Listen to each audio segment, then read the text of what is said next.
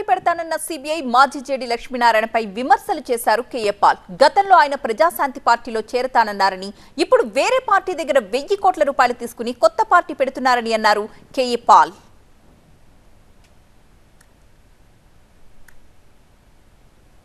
మీరు రైట్ అనండి. జేడీ లక్ష్మీనారాయణ గారు నాకు మద్దతు ఇస్తాను, విశాఖపట్నంలో ఎంపీగా నేను నిలబడను అని ఆయన నిలబడను, నన్ను నిలబెడతాను, నన్ను గెలిపిస్తాను, నేను క్యాంపెయిన్ చేస్తానని అందరి ముందు అన్నారు.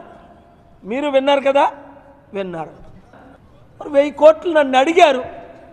దేవుడి సాక్షిగా చెప్తున్నాను, మా అమీర్పేట ఆఫీస్లోనే చూపించమన్నారు అకౌంట్లో.